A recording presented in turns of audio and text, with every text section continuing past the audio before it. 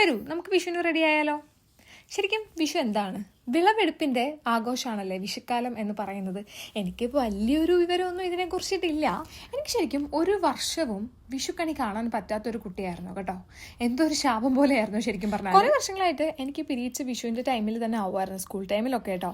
So എനിക്ക് ഭയങ്കര സങ്കടമായിട്ടുണ്ട്. കാര്യം വിഷുക്കണി കാണാൻ പറ്റാത്തൊരവസ്ഥ എന്ന് പറയുമ്പോഴേ ശരിക്കും ഈ സംഭവം എടുത്ത് മാറ്റണം എന്ന് എനിക്കുണ്ട് കേട്ടോ.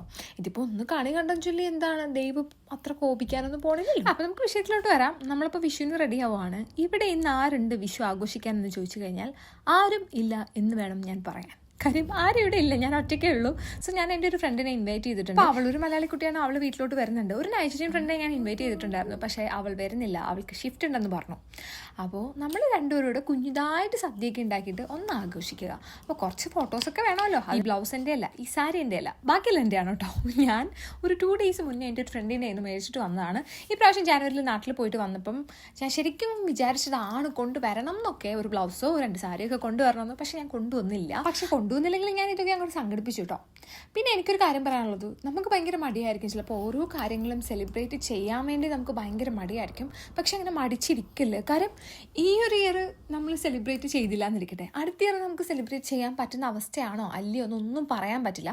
അതിപ്പോൾ വിഷുവിൻ്റെ കാര്യം മാത്രമല്ല, ഇപ്പോൾ ഒരു ബർത്ത്ഡേ ആണെങ്കിലും അതുപോലെ ഇതുപോലുള്ള സെലിബ്രേഷൻസ് ആണെങ്കിലും നമ്മളെക്കൊണ്ട് പറ്റുന്ന രീതിയിൽ അങ്ങോട്ട് സെലിബ്രേറ്റ് ചെയ്യുക. കാര്യം മനുഷ്യരല്ലേ, പറയാൻ പറ്റില്ലല്ലോ.